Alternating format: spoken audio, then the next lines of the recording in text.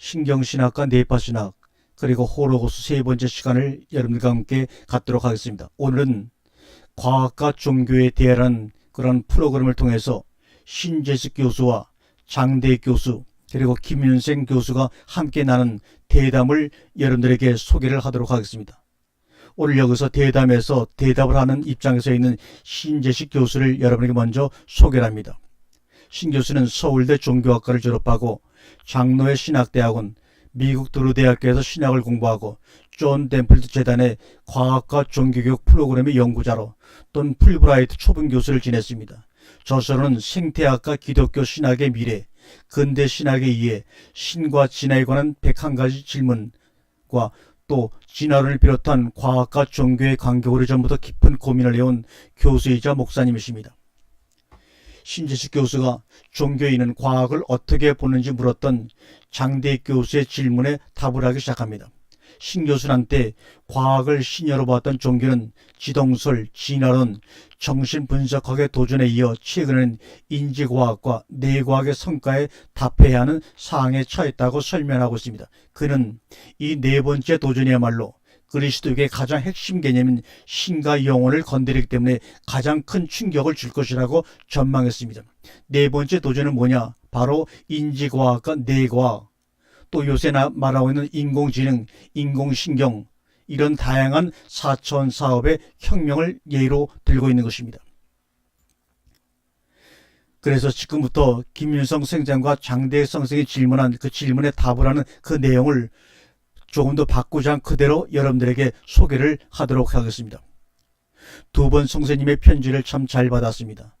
두어 달의 짧은 기간 동안 북미의 겨울과 남미의 여름을 겪고 이제는 한반도에서 봄을 맞이하고 있습니다.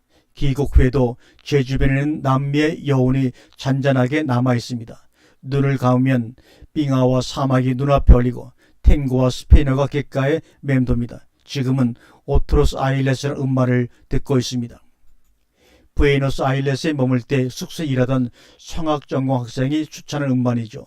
또 다른 부에노스 아일렛이라는 의미인데 저는 오늘의 탱고로 받아들입니다. 고전 탱고의 현대 멜로디와 가사를 입혀 전자악기로 연주한 음반입니다. 전통과 현대가 묘하게 어울려서 독특한 맛을 냅니다. 지금 우리 땅에서 그곳 음악을 듣다 보니 남미에 머물던 그때 미처 보지 못하고 느끼지 못했던 것들이 다시 보이네요. 남미를 벗어나니 그것을 좀 더 객관적으로 볼 수 있게 되는 것 같습니다. 우리의 일상적 삶도 마찬가지일 것 같습니다. 그 안에 머물러 있을 때보다는 다소 거리를 두고 바라볼 때 더 잘 볼 수 있습니다. 아마 전체를 볼 수 있어서 그럴지 모르겠습니다. 광주에는 무등산이 있습니다. 전라남도의 평지에 우뚝 솟아 광주를 품고 있는 커다란 산입니다. 우리 학교는 호남신학대학교를 얘기합니다. 우리 학교에서 무등산을 바라보면 능선과 구릉이 전부 보입니다. 도서관 카페에서 커피를 마시면서 바라보는 무등산의 자태는 참으로 탄성을 자아내죠. 천왕봉과 서석대를 비롯해서 중봉과 토끼 등까지 무등산 전부가 다 보입니다. 그런데 막상 무등산에 올라 그 품에 안기면 전체 모습을 눈에다 담을 수 없습니다. 산과 함께 호흡하고 그 절경을 눈으로 보고 피부로 느끼면서 산세의 세세한 부분을 즐길 수는 있지만 산을 전부 보고 말하기는 어렵습니다. 종교와 과학도 그렇지 않을까요? 적어도 저에게는 그렇습니다. 종교에서 벗어나서 종교를 바라보고 과학에서 멀어져서 과학을 보는 것이 평소 그 안에 머물렀을 때보다도 좀 더 객관적으로 바라볼 수 있는 기회를 제공하지 않을까 싶습니다. 과학자의 종교복이나 종교인의 과학복은 이런 점에서 무척 고무적이라고 할 수가 있습니다. 데니얼 데닛, 에드워드 월 윌슨, 리차드 도킨슨의 종교에 대한 이야기는 종교인들이 놓치거나 미처 보지 못하는 종교의 또 다른 측면을 보여주기 때문입니다. 이들의 종교 담론에 대해서는 제 나름대로 비판적인 평가를 내리지만 적어도 이들의 작업이 좁게는 종교에 넓게는 문화 전반에 상당히 중요하다는 점에서 그 가치를 높이 삽니다. 이런 점에서 장대익 선생님의 편지는 참 인상적이었습니다. 마치 연극의 한 장면 같았습니다. 세 분이 나눈 대화를 객석에서 앉아서 편히 보고 있는 느낌이었습니다. 윌슨이 생명의 편지를 쓴 맥락을 분명히 확인할 수 있어 좋았습니다. 종교나 과학의 문제에 대해 좋아하는 다소 다른 입장이지만 이런 분들이 시간이 지나면서 한 분, 두 분 은퇴할 것이라고 생각하니 참으로 안타깝기도 합니다. 장성대님께서는 윌슨이나 데닛이 종교에 대해 상당히 유보적인 입장을 취하는 것에 대해 다소 의아했죠. 그들의 평소 지론을 볼 때 당연히 종교를 반박하거나 비판해야 하는데 그것이 아니었으니 논리적 일관성이나 사고의 적합성뿐만 아니라 사유와 실천의 통일성 중시하는 장성대님 입장에서 이런 태도가 좀 마땅치 않은 것이 분명합니다. 그런데 저는 그들의 태도가 다소 이해가 됩니다. 장성대님은 종교에 대한 이들의 태도를 애증이라고 말씀하셨는데 정말 적절한 지적이라고 생각합니다. 또 윌슨이 도킨스와 데니 자신을 역할에 따라 각각 전사와 전략가 실용주의자로 구별했는데 참으로 절묘한 표현입니다. 제가 보기에 종교 문제에 대해 도킨슨이 강성 무신론자라면 윌슨이나 데닛은 회의주의에 가까운 연성 무신론자로 보입니다. 도킨슨은 종교에 대한 애증에서 비판적 증이 더 강할지 모르겠지만 데닛이나 윌슨은 종교의 현재 모습을 안타까워하는 애가 더 훨씬 강한 것 같습니다. 게다가 이들은 그리스도교의 자식들입니다. 그리스도교는 서구 문화의 일부이며 심하게 말하면 그 자체입니다. 그리스도교를 싫어하거나 부인하거나 관계없이 그리스도교는 데닛과 윌슨을 포함해 서구인의 자아를 구성하는 에토스입니다. 그리스도교는 성장 후 의식적으로 선택할 수 있는 대상이지만 동시에 이들을 양육한 선천적 환경이기도 하죠. 좀 더 분명히 말하면 이들에게 그리스도교는 평생 벗어날 수 없는 생태적 주의 니치라고 할 수가 있습니다. 이렇게 그리스도교가 선천적 환경인 상황에서 데닛이나 윌슨 같은 미국 지성인들이 종교를 쉽게 부정하기는 상당히 어려울 겁니다. 설사 그들이 대놓고 무신론자라고 선언할지라도 저는 무신론자도 종교적이 될 수 있다고 생각을 합니다. 무신론적이라는 말과 종교적이라는 말이 서로 양립 불가능한 개념이라고 생각하지 않기 때문이죠. 제가 보기에 이들은 상당히 영성적 혹은 종교적인 사람들입니다. 이에 대해 발끈하실 그리스도 교인들이나 무신론자임을 자처하는 과학자들이 있을지 모르지만 무신론에 이념적으로 대응하는 것은 유신론 종교이죠. 무신론과 유신론은 일랑성 쌍생아입니다. 게다가 영성이나 종교 개념이 포함하는 외에는 유신론 종교보다 훨씬 더 넓고요. 자연주의적 영성이나 종교적 자연주의라는 말이나 입장이 분명히 가능합니다. 더 좋은 종교를 만들자는 데닛이나 종교와 실용주의적으로 협력하자는 윌슨은 무신론자로 자처하되 이런 부류에 포함될 수 있을 것입니다. 서구인들은 설사 그리스도의 신년 체계를 동의하지 않거나 부정한다고 할지라도 그리스도에 담겨져 있는 종교성이나 영성 자체를 부인하긴 어렵다는 것이 저의 판단입니다. 저를 포함한 한국의 그리스도 교인들이 유교인이 아니고 때로는 유교나 유교적인 것을 싫어한다고 하더라도 유교가 우리의 일부를 이루고 있다는 사실을 부인할 수 없는 것처럼 말입니다. 실제로 1998년에 실시된 한국인의 종교와 종교의식 조사에서 91%의 한국인들이 유교적 신념과 가치관을 받아들이고 삶 속에서 유교 의례를 실천하고 있는 것으로 드러났습니다. 비록 스스로 유교인으로 규정한 사람은 0.5%에 불과했지만 세계 종교 문화의 관점에서 보면 한국인을 유교인으로 분류해도 무리가 없다고 할 수 있을 정도죠. 건강을 위해 더 이상 육식을 하지 않게 된 사람도 종종 고기의 질감을 그리워하는 것처럼 한국인이 세계 어디에 있거나 김치나 된장국을 찾는 것처럼 데닛과 윌슨, 심지어 도킨슨 같은 서구인마저도 그리스도교는 그들 자신의 삶에 각인되어 있는 유산입니다. 이들에게 그리스도교는 여전히 애증의 대상이고요. 그리스도교의 과학과를 살피기 전에 우리가 알아야 할 것들을 한번 먼저 말씀을 나누겠습니다. 장성대님께서 종교인들은 과학을 어떻게 보고 있는가에 관해서 물었습니다. 저는 그리스도교의 목사로서 또 신학교의 신학자로서 그리스도교인이 과학을 어떻게 보는가에 대해서 말씀을 드리도록 하겠습니다. 그런데 그리스도교의 과학보기에 앞서 우리 우선 염두에 둬야 할 것이 세 가지가 있습니다. 하나는 그리스도 교인이 과학을 보는 입장은 통일되어 있지 않다는 것입니다. 과학자들이 종교를 보는 관점이 제각각이듯이 그리스도 교인들이 과학을 보는 시각도 아주 다양합니다. 이것은 그리스도 교인으로 규정되는 외연이 아주 넓다는 것도 한몫을 하죠. 우리가 그리스도교인이라 할 때 목사나 신부 같은 사제일 수도 있고 일반 신도일 수도 있고 그리스도교 신앙을 가진 과학자나 특정 분야의 전문가일 수도 있습니다. 즉 과학을 대하는 단일 집단의 그리스도교인은 존재하지 않는 것이죠. 그러니 그리스도교의 과학과 이것이다 할 수 있는 통일된 입장을 제시하기는 어렵습니다. 또한 염두에 둬야 할 또 다른 하나는 대부분의 그리스도 교인이 과학에 대해 잘 알지 못한다는 것입니다. 그리스도 교인 가운데 과학이 무엇인가에 대해 논할 만큼 특정 과학 분야나 과학 철학에 정통한 사람은 상대적으로 극소수입니다. 따라서 그리스도 교인의 과학과는 과학 그 자체에 대한 이 지식이 아니라 그들의 신앙적 또는 신학적 경향에 좌우되는 경우가 많습니다. 이런 이유로 시대와 정세에 따라서 심지어 같은 시대에 사는 그리스도교인 사이에서도 과학의 입장이 상당히 다름을 염두에 둬야 할 것입니다. 마지막으로 염두에 둬야 할 것은 그리스도교와 과학의 관계를 말할 때 많은 사람들이 과거의 과학과 현재의 과학을 구별하지 못한다는 것입니다. 즉 오늘날의 현대화된 과학 개념이나 이미지를 가지고 종교와 과학의 관계를 규정하려는 것입니다. 과거의 과학을 현대 과학에 동일시하는 거죠. 이것은 역사적 맥락을 무시하고 오늘의 관점과 관심에서 과거를 해석한 오류를 범하는 일입니다. 특별히 그리스도교의 과학관이 역사적으로 어떻게 바뀌어 왔는지를 살필 때에는 반드시 극복해야 하는 접근 방식입니다. 지금 말씀드린 것들을 우리가 염두에 두야만 그리스도교가 과학을 어떻게 봐왔고 지금은 어떻게 보고 있는지를 제대로 살펴볼 수가 있을 것입니다. 과학, 신의 영광을 위한 동반자, 이렇게 말하면 틀릴까요? 과학혁명 이전의 그리스도교의 과학관을 우리가 한번 살펴보겠습니다. 시간의 흐름을 따라 그리스도교인의 과학관은 어떻게 발전해 왔는지 말씀드리고 그 후에 그리스도교인이 현대 과학에 보이는 다양한 태도를 살펴보도록 하겠습니다.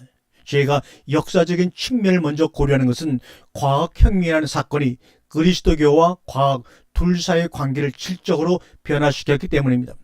과학혁명과 이어진 계몽주의는 그리스도교가 과학을 보는 눈을 고대나 중세 시선에서 근대나 현대 시선으로 바꾸었습니다. 앞으로의 이야기는 제 첫 편지에서 언급했던 그리스도교와 과학의 역사적 관련성을 좀 더 확장하는 내용이 될 듯합니다. 서구 문화에서 근대 이전까지 과학은 그리스도교에 대해 어느 정도 자율성을 지녔지만 종속돼 있었죠. 당시엔 오늘날처럼 과학이란 이름에 대응하는 지적 분야가 있었던 것도 아니고 학문적 방법도 오늘날의 과학적 방법과는 상당히 달랐습니다. 또한 비록 의학이나 수학과 같은 근대 과학의 하위 분야에 해당하는 분야가 몇 개 있었지만 물리학, 화학, 지질학, 생물학에 해당하는 분야로 분화되지도 않았죠. 이런 세세한 분야는 모두 자연 철학 분야에 더 넓게는 철학에 속해 있었습니다.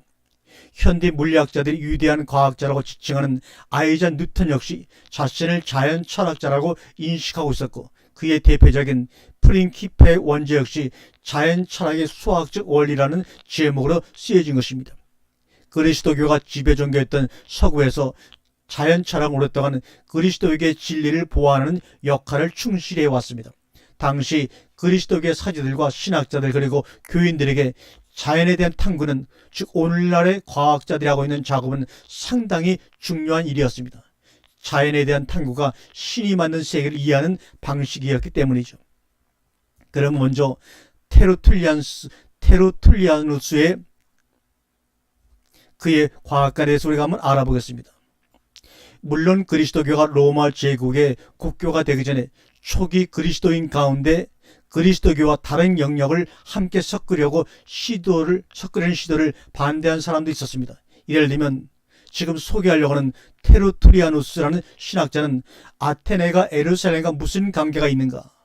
플라톤의 아카데미와 교회 사이에 어떤 일치가 있는가라는 질문을 던졌습니다. 그는 그리스도교와 그리스 철학과 문화를 뚜렷이 구분하면서 둘의 무분별한 통합을 강하게 경계한 철학자입니다. 그렇지만 그리스도교 사상가들은 그리스도교 사상을 체계적으로 설명할 때 그리스 철학이 아주 적절한 도구라고 판단하고 적극적으로 활용을 했습니다. 아우구스티누스는 신플라톤주의의 철학을 가지고 서방 신학의 토대를 세웠고 아퀴나스 아리스토텔레스 철학을 통해서 스콜라 신학 체계를 완성했습니다. 또한 당시 지식계급이었던 교회 교부들은 자신들이 가지고 있는 과학 지식이 성서 주석과 신앙 변증에 참으로 유용하다고 생각을 했습니다. 그래서 사제들과 신학자들은 언어 분야의 사막, 즉 문법, 수사학, 변증학의 수리과학, 사학, 산술, 기하, 천문화, 음악을 반드시 배워야 사지서품을 받을 수가 있었습니다. 이 수리과학 사학이 발전한 것이 근대 이전의 자연 철학입니다. 13세기 이래 자연 철학은 고등학부인 신학부로 올라가기 위해서 필수적으로 배워야 할 과정이었기 때문에 대부분의 신학자들은 당시대의 과학에 대해 잘 알고 있었다고 할 수가 있습니다. 이런 중세적 상황에서 철학은 신학의 신이라고 불렸죠. 두 번째는 토마스 아퀴나스에 대해서 한번 살펴보겠습니다.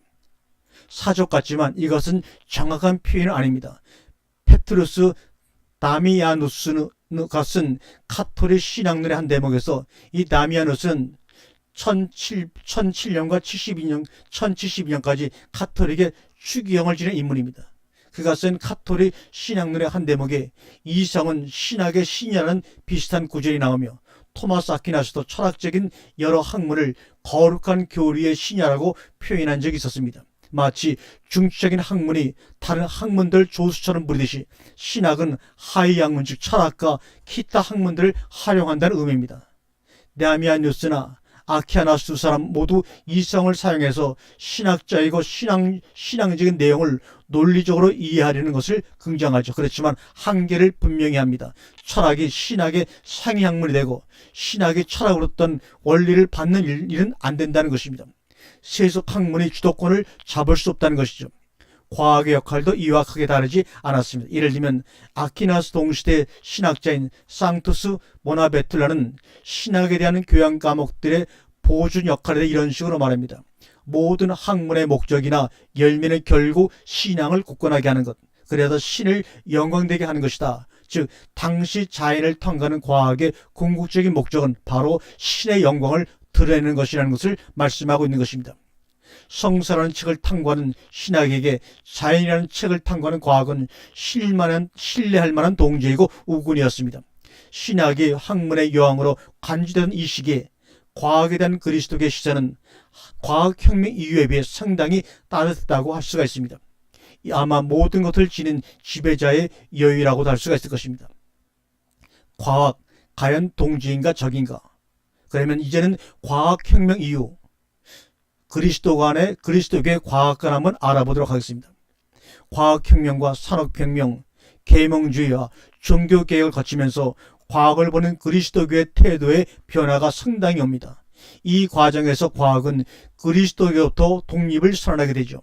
비록 뉴턴이나 보일과 같은 과학혁명의 선구자들이 앞 편지에서 말씀드린 것처럼 아주 신앙심이 깊은 사람들이지만 과학 자체가 독자적인 학문 담론으로 나가는 것을 피할 수 없는 역사적인 흐름이었습니다.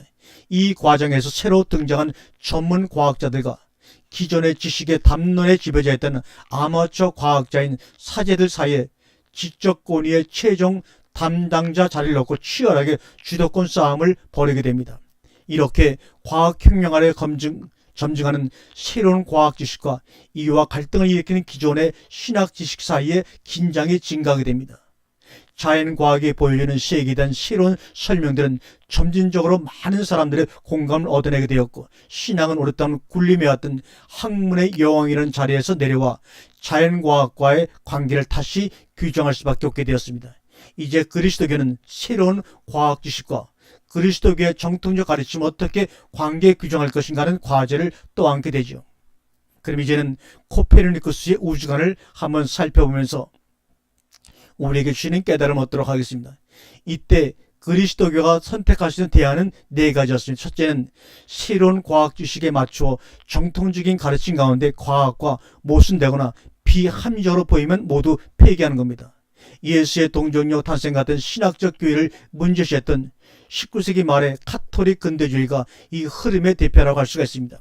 카톨릭 근대주의는 계몽주의의 긍정적인 태도를 보이고 성서 비평학을 수용합니다. 이들은 정통적인 교리, 특히 그리스도론과 구원론에 관련된 교리에 대해 비판적이고 회의적인 태도를 취하면서 이런 교리들을 포기할 것을 주장합니다. 두 번째는 새로운 과학 지식에 맞추어 그리스도의 가르침을 새롭게 갱신하려는 시도입니다. 기존의 가르침이 과학적 사실과 뚜렷하게 모순되는 경우 새로 구성하는 태도입니다. 이 입장은 교리를 당시대 시대정신에 부합하는 합리적인 방식으로 다시 해석하면서 그리스도교 신앙과 현대 지식사의 교량을 놓으려고 시도합니다. 주로 개신교의 자유주의 신학 정통이 이런 입장을 취하고 있습니다. 셋째, 정통적인 종교지식을 그대로 고수 강화하고 새로운 과학지식을 전적으로 배척하려는 흐름입니다. 이들은 성서에 대한 문자적 해석과 이에 근거한 신앙 지식을 가지고 과학을 대합니다. 기존 교리와 다른 지식을 제공하는 과학은 배척의 대상이 되죠. 20세기 초 미국에서 발생한 근본주의와 그 영향 아래 있는 현대 개신교 보수주의가 바로 여기에 해당을 합니다. 넷째는 과학과 종교를 완전히 분리하면서 자연에 대해서 더 이상 언급하지 않는 것입니다. 이 입장은 근본주의나 보수주의와 달리 현대과학의 성취를 인정하고 성서 해석에서 좀 더 개방적인 태도를 취하고 있죠. 그렇지만 과학은 종교와 분리된 영역이라고 생각하고 종교의 대상은 철저하게 인간적인 것에 묶어두어 버리고 맙니다. 신학은 인간의 영혼과 윤리, 도덕, 역사에만 관심을 갖게 됩니다. 종교와 과학을 분리하는 이런 시도는 20세기 중후반 세계 신학계 주류였던 개신교 정통주의의 특징이기도 합니다. 과학혁명 이후 그리스도교의 과학관이 이렇게 다양하게 분화되기를 시작합니다. 비록 그리스도교가 과학을 우리의 시선으로 바라보지만 과학의 선명한 견해를 밝히거나 전투적인 적대감을 공식적으로 표현하는 것은 드물었습니다. 이런 상황에 결정적인 계기가 된 사건이 바로 여러분이 너무나 잘 읽는 찰스 다윈의 진화론입니다. 진화론은 그리스도교에 엄청난 충격을 가하면서 그리스도 교인들의 과학관을 고착화시킵니다. 다윈 이후 그리스도교는 진화론을 포함한 자연과학에 대해 여전히 긍정적인 태도를 보이는 입장과 적대적인 태도를 취하는 입장으로 크게 구별이 됩니다. 위에서 언급한 첫째와 둘째, 넷째 흐름이 자연과학을 긍정적으로 받아들이고 세 번째 입장이 부정적인 입장으로 기울어집니다. 이제 오늘날로 이야기를 넘어가 보도록 하겠습니다. 다윈의 충격, 그리스도교의 과학관과 세계관을 완전히 뒤흔들어 버리고 맙니다. 다윈 이후 그리스도교의 현대 과학에 대한 입장은 크게 둘로 나누어집니다. 한편으로는 현대 과학의 지식의 사실성과 정당성을 인정합니다. 이러한 입장들 사이에서도 과학을 신학 작업에서 고려하는가에 따라서 조금 차이가 있죠. 종교 과학을 분리하면서 과학을 고려하지 않는 신학적 입장과 종교와 과학의 상호 입장에 주목하면서 과학을 신학 작업에 반영하는 입장이 그것입니다. 사실 근본주의나 보수 입장을 제한 대다수의 그리스도교인들은 오늘날 진화를 포함한 자연과학 지식들이 사실이며 진실이라고 받아들입니다. 물론 카톨릭 교도들도 마찬가지고요. 달리 말하면 그리스도교의 주류교파는 현대 과학에 대해 좀 긍정적입니다. 다른 한편으로는 현대 과학을 부정하는 입장이 있습니다. 하지만 이 입장은 다시 또 거기서 두 가지로 쪼개집니다. 지구의 나이가 1만년 내라고 믿는 젊은 지구 창조론은 진화 생물학을 비롯한 모든 현대 과학을 부정합니다. 반대로 우주의 나이가 현대 전체 물리학과 우주론이 말하듯이 137억 년 정도 되었다고 여기는 오랜 지구 창조론이나 지적 성교론 입장은 지질학과 천문학, 물리학 등 현대 과학 분야를 전부 수용하지만 오직 진화론만을 부정합니다. 이들은 종 안에서의 변이가 발생하는 것을 소진화로, 한 종에서 다른 종으로 새로운 종이 만들어진 것을 대진화로 규정하면서 진화를 또 둘로 세분합니다. 이들은 소진화는 또 받아들이더라도 대진화는 철저하게 부정합니다.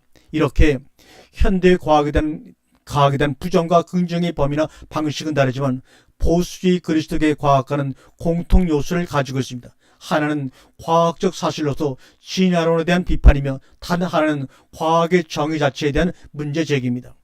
예를 들어 창조과학이나 직접 설계 지지자들은 모두 진화 생물학은 가설이며 과학적 사실이 아니라고 주장합니다. 왜냐하면 생명체는 우연한 진화를 통해 형성될 수 없으며 필연적으로 창조자나 설계자를 요청한다는 것입니다. 그러나 현대과학은 그 정의상 초월적인 존재의 개입을 용납하지 않고 있기 때문에 세계 우연성을 해명해줄 창조자나 설계자를 기술할 수 없는 한계에 봉착하고 만다고 비판합니다. 이들은 이러한 비판에 한 발 더 나아가 새로운 과학, 즉 유실론적 과학을 주장합니다. 유신론적 과학, 과거에 대한 부정에서 더 나아가 대안적 과학을 제시하라는 것입니다. 하지만 이 문제를 다루기 전에 그리스도교의 주류 교파들이 과학의 도전에 어떻게 응전하는지를 먼저 살펴보는 것이 순서입니다. 그리고 이들에 대한 이야기를 다시 한번 다루도록 하겠습니다.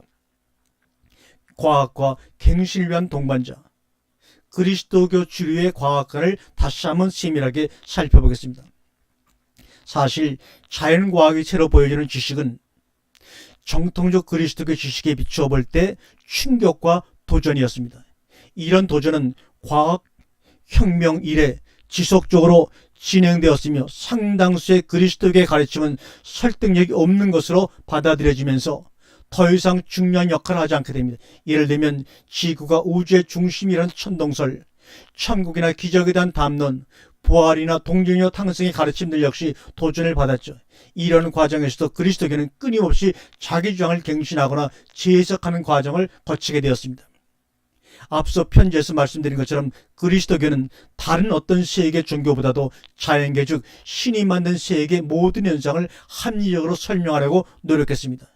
신학이 그 일을 담당한 것이고요. 신학이 로고스의 학문으로 남고자 하는 한 신학은 기존의 상식적 지식과 모순되지 않고 논리적 합리성을 유지하는 욕구를 버릴 수가 없습니다. 역사적으로도 그리스도교 신학은 당대 세계관이나 당대 지식과 부합하면서 전개되어 왔습니다. 과거의 모든 신학이 오늘의 관점에서 비과학적으로 보일지 모르겠지만 당시에는 가장 첨단 과학 이론을 받아들여 형성된 것이 바로 과거의 모든 신학들이었습니다. 예를 들어 천동설과 지구가 우주의 중심이라는 과학의 신학적 주장을 생각해 보시죠. 사실 이 신학 주장은 그리스도교의 핵심 교의도 아니고 천동설을 과학적으로 정당화하는 것도 아닙니다. 이 주장은 단지 고대와 중세의 가장 합리적이었던 천체 이론인 천동설의 보조를 맞춰 형성된 것일 뿐입니다. 즉 당시 세계관에 비추어 신학적 주장들이 전개된 것이죠. 그러면 프톨레마이오스의 우주관에 대해서 한번 우리가 살펴봅니다. 당대 지식이나 상식을 거스렸던 신학은 결국 사회적으로 수용되지 못하거나 반발에 부딪혀서 결국 역사 속으로 사라져버렸습니다. 지동설 시대에는 지동설을 포함한 신학이 표준이지 더 이상 천동설의 신학이 표준이 될 수가 없었습니다. 진화론자들이 보면 이 과정을 특정 지적 환경에 적응하지 못하는 신학적 주장이 도태된 것이라 그들은 보겠죠. 표준 신학으로 자리매김한 신학은 당대 환경에 잘 적응한 결과일 테고요. 신학이나 그리스도의 가르침이 당대 지식과 밀접한 관련성을 갖는 사실은 오늘날도 마찬가지입니다. 앞에서 언급한 것처럼 기존의 주류 과학을 부정하는 그리스도교인들이 있던 것도 사실이지만 여전히 더 많은 사람들은 현대 과학의 지식을 받아들이고 자신들의 신앙 안에서 새롭게 재구성하려고 시도하고 있습니다. 결국 당대 지식을 통해 자신들의 신앙 체계를 갱신하고 재해석하는 겁니다. 그리스도교는 본래부터 이렇게 자신의 신앙에다 그 시대 지식을 결합해 왔습니다. 앞서 장성대님이 미국 댐플턴 제도를 언급하셨죠. 댐플턴의 종교와 과학의 상호 존중과 동행을 추구하는 데 많은 재원을 투자하는 시도들은 이런 흐름의 연장으로 볼 수가 있습니다. 한마디로 과학과 종교 각자가 가진 한계를 존중하면서 종교와 과학의 상보적 협력 관계를 지향하자는 서구 전통이 발현하는 것이라고 할 수가 있습니다. 좀 더 신학적인 색채로 말하자면 과학 지식을 소화해 그리스도 교회를 갱신하고자 하는 신앙 의지의 표현입니다. 이들의 재정에 지원에 힘입어 종교와 과학 분야는 그동안의 미약했던 흐름을 반전시켜 하나의 학문 분야로 확실하게 자리잡게 된 것이 분명합니다. 댐프턴의 지원 덕분에 종교와 과학 관련 연구소가 설립되고 대학에는 종교와 과학 전공 분야와 관련된 교수 자리가 만들어지고 종교와 과학에 관련 학교와 학술대회가 많이 생겼기 때문입니다. 여전히 저명한 학자들에게는 상상할 수도 없는 엄청난 저술 지원금도 지금도 주어지고 있습니다. 이런 댐플턴의 지원에 대해 종교계는 상당히 호의적으로 받아들이는 반면 과학자 사회에서는 그렇지 않습니다. 상당수의 과학자들이 이들의 지원을 받고 있는 반면 장성대님의 편지에서 확인할 수 있듯이 도킨스나 윌슨, 데닛 등은 그 엄청난 상금 뒤에 숨어있는 의도를 살짝 불순하게 봅니다. 개인적으로 댐블턴 재단의 시도가 근대 이후 돈의 힘으로 학문 분야를 새롭게 확립한 최초의 사건이라고 보고 있습니다. 이들의 지원이 종교를 긍정적으로 조명하는 데 집중하는 것에 대한 평가는 일단 접어두더라도 자본이 지식시장을 의도적으로 새로 형성할 수 있다는 것을 보여주는 사례라는 점에서는 우려를 포함합니다. 자본에 의한 지식의 생산은 참여자의 의지와 별개로 늘 자본 공급자의 의도에서 자유스러울 수가 없기 때문입니다. 결국 지식 담론의 왜곡 가능성이나 지성의 자율성과 비판성이 침해받는 결론을 가져올 수도 있습니다. 아무튼 이야기가 살짝 곁길로 갔습니다만 중심 주제로 다시 돌아가 보도록 하겠습니다. 천체 물리학에서 인지과학까지 현대 그리스도교의 과학을 마주보기를 한번 살펴보겠습니다. 그렇다면 이제 주류 그리스도교에서 현대과학을 어떻게 보는지를 살펴보겠습니다. 과학혁명 이래 자연과학 분야는 지속적으로 자기 분화 과정을 거쳐왔습니다. 그리스도교는 이런 자연과학의 다양한 지식들과 마주하고 그 만남에 대해 신학적으로 응답해 왔습니다. 물론 이러한 만남 응답이 다양한 자연과학의 모든 분야에서 동일한 강도나 질로 이루어진 것은 아니죠. 예를 들면 지동설 이후에 전체 물리학이 주장한 대폭발과 우주의 오랜 역사에 대한 그리스도교의 이해와 인지과학이나 뇌과학 분야에 대한 이해에는 그 정도나 강도에서 큰 차이가 있습니다. 인지과학이나 뇌과학은 최근에 가장 활발하게 분출하는 지식의 영역인 까닭에 그리스도교가 소화하기는 상당한 시간이 소요가 될 것입니다. 이와 달리 대폭발과 대충돌에 대해서는 그리스도교의 창조나 종말을 견주는 논의가 상당수 있었죠. 또한 진화 생물학의 진화 개념과 그리스도교의 창조 개념이나 신이 최초의 창조 외에도 종말까지 지속적으로 자연세계에 개입하면서 창조 행위를 하고 있다는 계속 창조 사이의 관련성은 지금도 서구 특히 미국에서는 뜨거운 논쟁에 있습니다. 먼저 현대과학 분야에서 천체 물리학 분야는 그리스도교 신앙이 상대적으로 덜 긴장하는 분야입니다. 토마스 톨렌스, 이언 바버, 존 폴킹혼, 볼파르트 판네베르크, 로버트 러셀, 어네 맥너리 같은 신학자들은 전체 물리학 혹은 우주론을 아주 적극적으로 다룹니다. 천체 물리학적 개념인 대폭발이나 대충돌, 인류 원리 등이 그리스도 교회와 공유할 수 있는 논의의 저점을 가지고 있기 때문입니다. 거칠게 말하면 대폭발 우주론이 그리스도의 가르침을 과학적으로 뒷받침하는 사례로 사용될 수 있다는 겁니다. 아니면 좀 더 완곡하게는 현대 대폭발 우주론이 그리스도교의 주장과 적어도 모순되는 것은 아니라는 것입니다.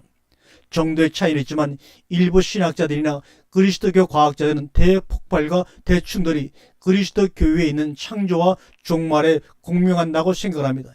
이때 공명은 동일한 사건이 과학적으로 신학적으로 각각 기술될 수 있다는 것을 의미합니다. 우주의 탄생을 똑같은 사건을 과학자들은 대폭발과 우주팽팽이라고 부르고 그리스도교인들은 창조라고 부른다는 거죠.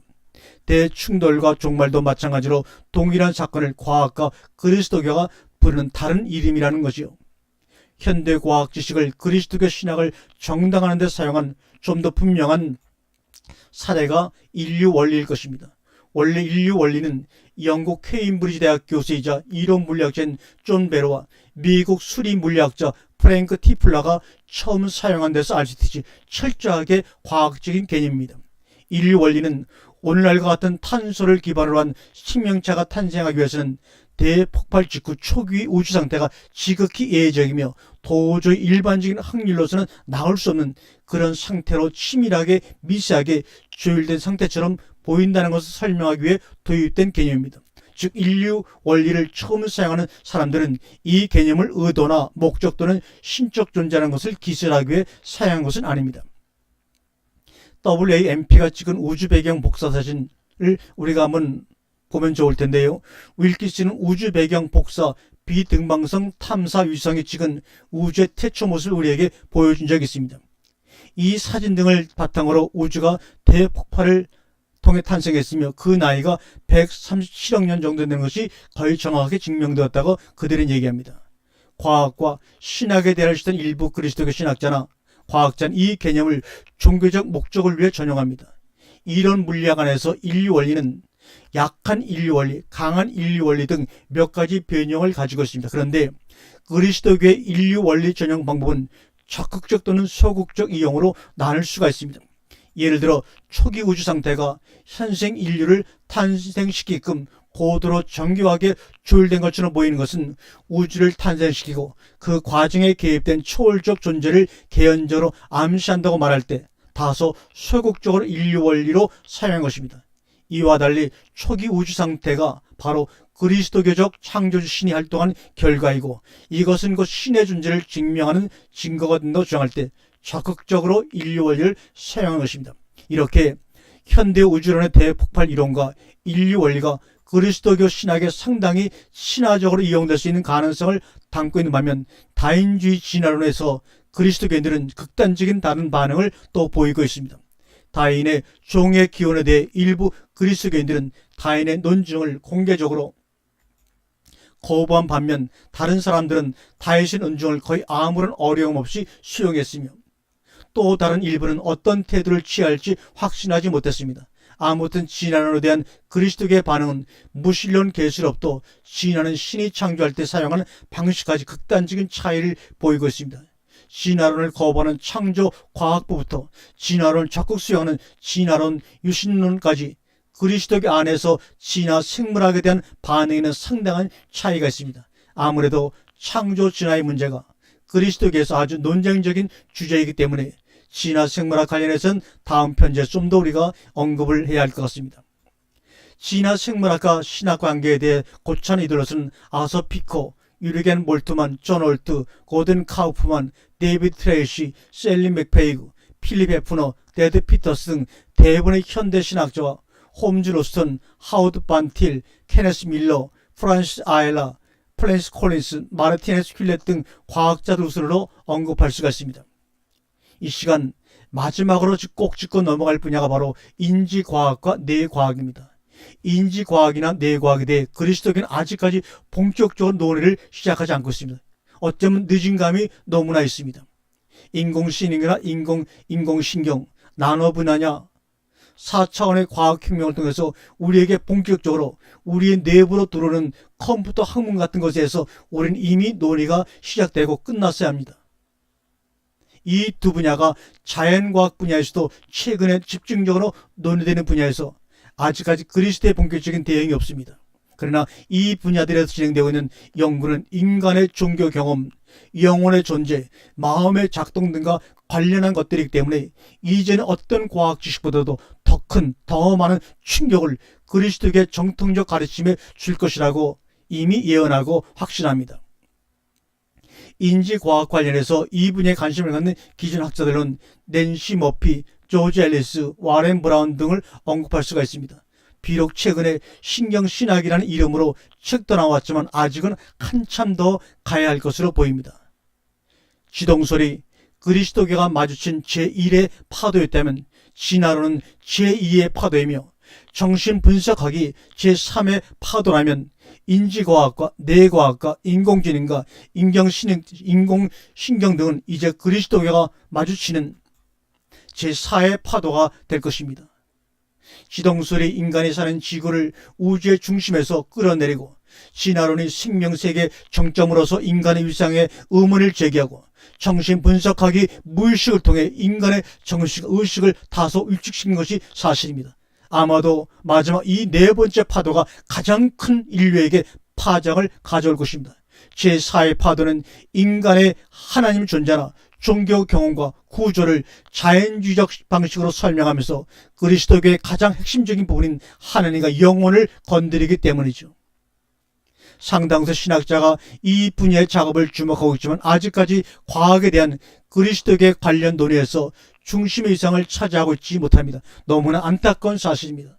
사실 이 문제는 이제 막 시작이라고 해야 할 것입니다. 숨차게 달려왔습니다. 원래 말씀드렸던 이야기가 아직 한참 남아있는데 잠시 중단해야 할 것 같습니다. 여름의 뜨거운 햇살이 우리를 나오라고 아우성입니다. 종교와 과학은 잠시 뒤로 미뤄야 할 것 같습니다. 창조과학이나 직접 설계가 주장하는 유신론적 과학 이야기나 우발성을 무시하는 법칙 중심적 과학관에 도전하는 신학적 논의나 과학적 환희주의를 한원주의를 넘어서고자 하는 이야기는 조만간 다시 한번 여러분과 직접 얼굴을 맞대고 말씀을 나누면 얼마나 좋겠습니까? 여러분과 함께 커피 한 잔과 함께 아름다운 초원에서 함께 어울러져 행복한 마음을 가지고 어깨 동무하며 과학과 종교로 인해 우리에게 주어지고자 하는 21세기 후반기를 대비하는 여러분과 제가 되기를 진심으로 바랍니다.